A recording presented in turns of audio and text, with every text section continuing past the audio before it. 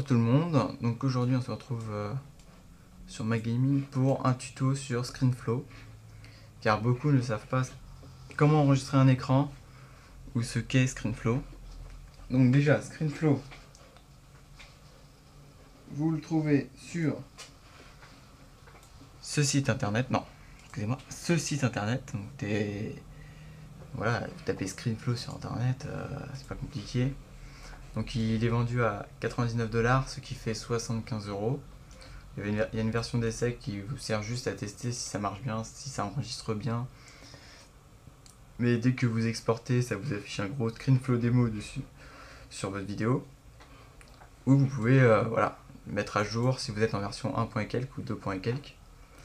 Sachant que j'ai vu que des gens qui l'avaient acheté en version 2. Quelques ont réussi en demandant voilà, à Telestream, je sais pas, de l'avoir gratuit. Bon voilà, ils leur ont filé gratuitement la mise à jour 3.0. Donc ça c'est un geste sympa. Mais en même temps, voilà, 100 $ pour une version comme ça. Moi honnêtement je l'aurais vu à 40 €, je l'aurais pris. C'est un peu cher.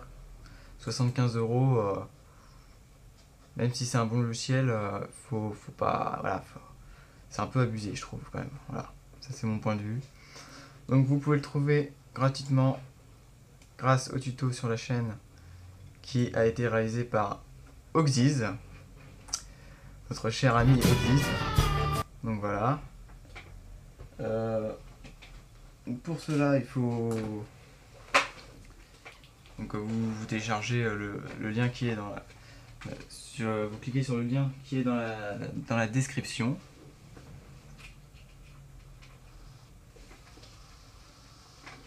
Et vous téléchargez le fichier 6 juin. Donc sinon nous allons passer au projet enregistré par ScreenFlow. Donc j'ai enregistré dans vidéo je crois. Voilà, test 1, test 2. Donc là nous avons l'utilisateur intelligent qui sait un peu comment marche ScreenFlow. Donc lui, le bonhomme, bon j'ai pas parlé dans le micro, mais il a mis un casque d'écoute, n'importe quoi, des écouteurs, non. Enfin, voilà, il a branché quelque chose sur sa prise casque. Donc, le son de son ordinateur a été enregistré, voilà, normalement. Donc voilà, il n'a pas parlé dans le micro, donc le son de micro, il n'y a pas eu. Voilà, on a un son clair. Meurs! Lâchez, tu lâches là. Tu lâches un gaz. Aïe aïe aïe. Voilà. Alors que le Kikoulol qui sait pas utiliser un Mac, lui a pas mis d'écouteurs, donc se retrouve avec 2 fois le même son, car son micro a enregistré le son de l'ordinateur le son qui sortait de son ordinateur. Donc on se retrouve avec ça.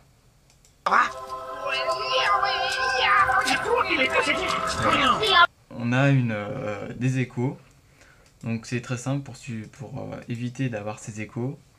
On appuie sur la touche supprimer ou on met le volume à 0. Là, on peut régler le volume de chaque piste. Mais sinon, le meilleur moyen c'est d'appuyer sur la touche delete au-dessus du enter. Voilà. Et là vous pouvez rajouter des petites annotations comme une flèche, pourquoi pas, qui dit voilà, une flèche comme ça. Donc là vous réglez si la flèche est du mauvais côté, c'est simple, le point de départ, bam, enfin ça c'est le point de départ plutôt, voilà, on inverse, on change la couleur si on veut, on met du rouge, voilà, d'épaisseur, pas très compliqué, donc ça sert un peu à rien. Si ça peut être intéressant pour faire des contours. Donc là vous avez différents, voilà, vous allez mettre un carré, un cercle, c'est plus un cercle, c'est plutôt ovale, vous pouvez faire un cercle. Donc un truc plein, un trait tout simple, et un trait déjà avec une flèche. Voilà. Donc ça s'affiche là, donc vous pouvez les supprimer en cliquant dessus, blabla, vous supprimez. Donc vous le disposez où vous voulez sur votre projet, ça apparaît par exemple à la première seconde. Donc là, voilà, tout apparaît, mais c'est très moche. Donc on peut ajouter en faisant un clic droit, ou en restant appuyé sur CTRL et cliquant sur la souris. On arrive ici, donc là on arrive sur ajouter la transition, ou ajouter la transition de fin ou de début. Ou sinon, si vous voulez pas faire le clic droit, vous appuyez sur préférence, voilà, vous l'avez. Donc on ajoute une de début, donc, préférence, pareil, clic droit ou préférence, si j'arrive à l'avoir. Et vous choisissez, voilà, votre transition, ou si vous pouvez choisir aussi de la supprimer, donc de la retirer. Donc on va mettre quelque chose de sympa, voilà, on sait pas ce que c'est. On va mettre un truc de fin, quelque chose de spin, voilà, de spin, on sait pas ce que c'est. Et c'est bien de mettre une flèche, mais qu'est-ce que ça montre? Qu'est-ce que vous voulez dire par cette flèche? Donc vous allez dans texte, dans le petit t ici, vous allez ajouter une case texte. Voilà, vous la disposez comme ça, c'est très pratique, on peut s'aligner. Hein. Vous allez disposer comme ça. Donc si vous voulez garder l'arrière-plan, ça peut être sympa. Donc mettez texte, on s'en fiche. En plus cette couleur, c'est la couleur, ça c'est la couleur du texte. Hein. Vous allez mettre comme ça. Changer la police. Je vais changer la police ici, je veux dire. Voilà. Changer la taille. Voilà. Donc changer la couleur, changer la disposition. Et retirer ou mettre l'arrière-plan. Augmenter les marges. Plutôt l'arrière-plan. La marge de l'arrière-plan. Donc voilà, vous avez fait quelques petites retouches que vous n'aurez pas à faire sur iMovie. Ou si vous n'avez pas envie d'utiliser iMovie, vous faites tous vos trucs dessus. Mais il faut savoir que on arrive au point critique de ScreenFlow, c'est l'exportation. L'exportation, donc on fait fichier exporté. Donc là on pouvait régler, voilà, ça, on pouvait que prendre cette partie, on règle, c'est du 1080, on va jusqu'au bout, on règle sa résolution, on applique, on annule. Excusez-moi, le téléphone sonne. Donc il y a quelqu'un qui va répondre. Donc j'en étais où? Alors annuler. Donc, on annule. Voilà, ça nous donne ça. Donc ça fait très beau. Hein. Tout part comme ça. Là on va exporter le fichier, donc très vite. On choisit la qualité, en général web élevé, voilà. On se met en 100% pour avoir tout. Motion blur, c'est pour avoir un petit peu de flou dans les comment dire, ça floute un peu les mouvements. On s'en fiche un peu. Donc on exporte, voilà, remplacer. Donc voilà, ça va être assez rapide parce que ça fait que 7 secondes. 7,5. Donc on y est presque. Allez, donc là mon coco, moi j'ai un Intel Core Duo, 4 Go de RAM. Donc là on voit qu'il booste bien. Hein.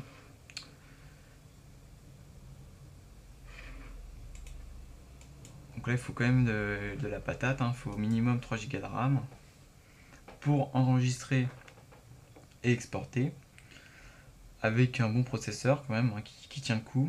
Minimum un Intel Core Duo, voilà, c'est un 2,4 GHz pour ceux qui veulent savoir, et une bonne carte graphique pour enregistrer aussi l'écran. Donc là c'est une 8006 MGT, donc c'est les anciens portables, les vieux MacBook Pro. Et voilà, donc nous avons exporté le projet qui est là. Donc, ça nous donne ça. Donc là, c'est un peu ralenti par ScreenFlow, parce que voilà, ça bouffe un peu de ressources. Voilà. Je crois qu'il est Là, c'est possédé. très clair. Oh non. Donc là, on a vu les transitions. Hein. Je crois qu'il est possédé. Texte. Oh On non. va rajouter une transition de Il a une texte. attaque. Ouvre son bec et attrape sa langue. Et voilà, on a fini le projet. C'est pas très dur, hein, c'est assez simple. Donc ceux qui auront la version 2.0, ça ressemble à ça. Voilà, continuer, on continue. Je vais essayer d'ouvrir un projet dessus pour voir, pour montrer que voilà, pas une grande différence. Voilà. J'ai enregistré avec, on va essayer d'ouvrir les informations. Hop là. On va tenter. Non. Voilà, c'est pas compatible avec les l'ancien logiciel. C'est pas grave. Donc voilà, donc la 2.0 est bien aussi. Enfin, 2 points et quelques. Il vaut mieux prendre la 3.0. Il y a de nombreux ajouts qui sont intéressants et qui permettent un meilleur confort. Donc voilà, si vous avez des questions, postez un commentaire ou écrivez-moi en message privé. Je vous rappelle, pour ScreenFlow, Oxys vous avez fait une vidéo spéciale. Malheureusement, c'est la 2.0, bon, c'est pas très grave. Hein. Si c'est pour enregistrer un truc débile, ça suffit. Après, si c'est pour du jeu, vaut mieux la 3.0. Qui est disponible ici, bien sûr, comme tout le monde achète ces logiciels. Voilà, tout le monde va l'acheter ici. Donc voilà, je vous dis à bientôt pour une prochaine vidéo. Donc bonjour, excusez-moi, j'ai envie de faire un petit rajout. Donc avec ScreenFlow, vous pouvez aussi enregistrer votre voix seulement. Donc là, on a enregistré la voix plus l'écran. Mais vous supprimez l'écran. Donc voilà, il vous reste que la voix. Donc là on n'entend pas, j'ai pas mis le son. Donc vous exportez, comme voilà, comme je vous les ai dit. On exporte, on s'en fout de la taille. Plus petite taille, ça suffit. On remplace.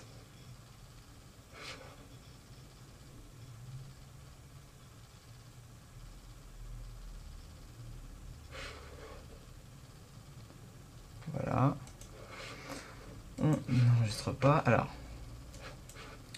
ça vous donne ça.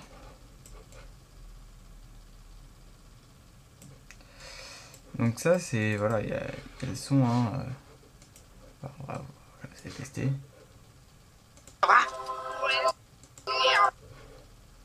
Voilà. Et donc pour le convertir, parce que là vous l'avez en Move, pour le convertir en MP3, donc vous prenez Music Converter, qui est disponible sur le Mac Apple Store, enfin l'Apple Store. Vous tapez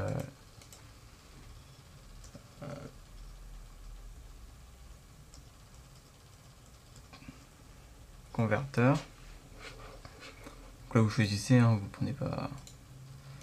On va faire par popularité. Vous voyez là, voilà, là, vidéo non, prendre musique.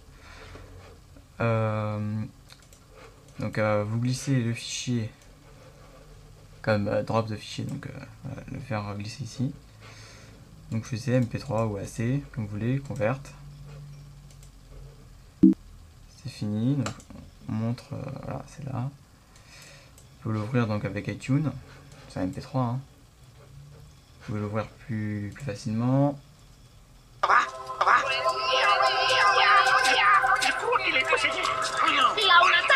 Donc voilà, ça marche. Donc c'était juste pour vous dire que c'était possible d'enregistrer juste le son de votre voix avec ScreenFlow. Donc il vous suffit juste de supprimer la partie écran et de convertir le Move à MP3. Donc voilà, c'est simple. Sinon il y a d'autres logiciels comme GarageBand, mais là ça paraît, voilà, ça paraît la manière la plus simple pour ceux qui débutent sur Mac. Donc c'est tout pour aujourd'hui et à une prochaine fois.